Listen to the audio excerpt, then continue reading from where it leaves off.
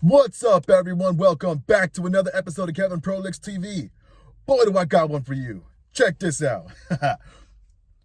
My long-distance boyfriend prioritized masturbation over resolving our conflict.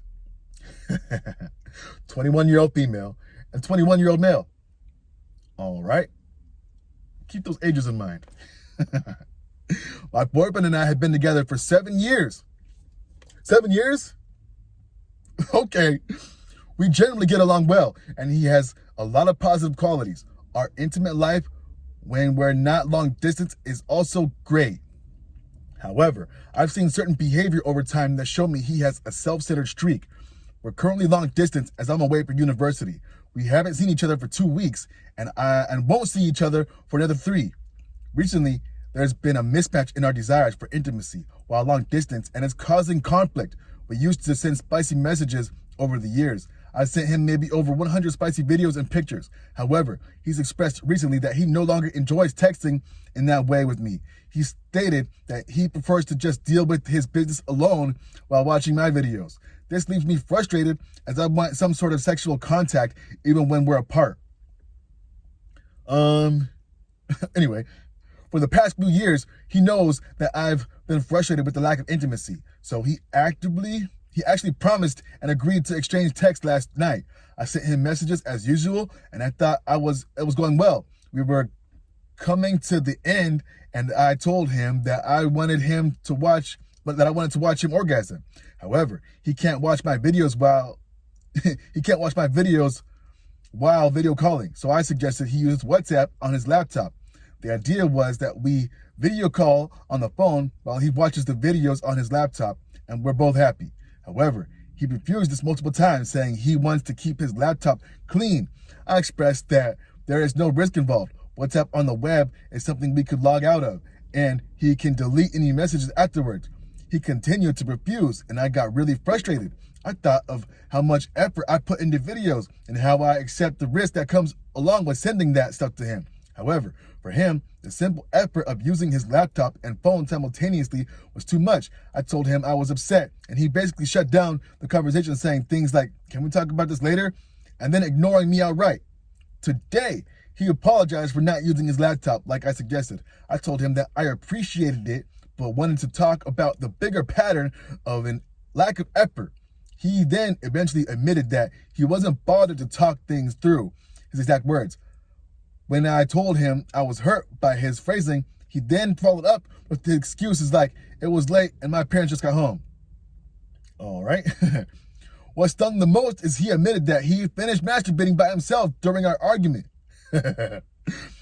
What I'm incredibly hurt about is that he prioritized his climax over getting through an argument that was literally about lack of intimacy. Right now, I'm at a loss for words because while I noticed tiny things I thought were self-centered or not thoughtful over the years, this is the most careless thing I could think he's done. How do I handle this? All right. Hey, yo, maybe consider ending things. You're in a long-distance relationship, and you're pretty young. Why are you doing that? So you can't find no one around you? I mean, granted, you were together for 7 years. Do you really see a future with this guy? I mean, 7 years, you're barely 21. What the hell? Anyway, here's some comments.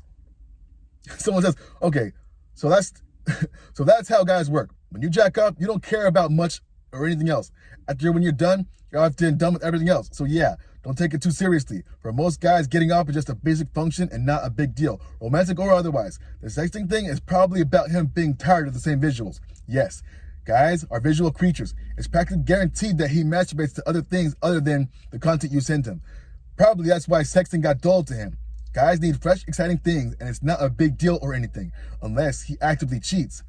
Now, here comes the next important part. Some guys really can't handle long-distance relationships, so you need to understand whether that's a serious issue or him just feeling awkward about his sexual needs. All right?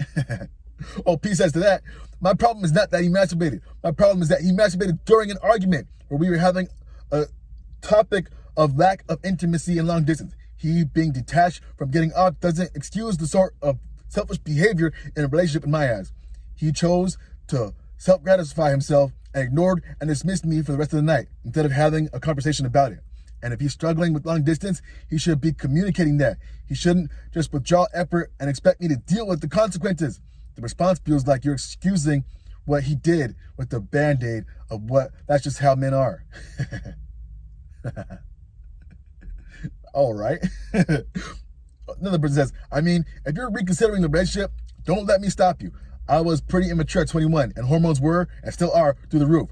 If you need me to take his side, then I'll say that maybe the chat got a little bit too sensual and it tickled his fancy enough for him to rub one out. Maybe your guy is just really horny, and if he is, then I wouldn't entirely blame him. He didn't choose to be horny. He just wants to be happy. At the same time, I point out that this might be evidence itself of some sort of incompatibility. Maybe he's too horny for you. If that's a deal breaker, then the slight provocative text sends him over the fat, then break up. If you want me to take your side, then I'll admit, communication is one of the most important things in a relationship. Props to you for trying to bridge that gap. In my experience, it's usually one trying to maintain a channel of communication. Him prioritizing his self-gratification over communication looks like it'll be a deal breaker for me. It's up to you. Opie says, too horny for me.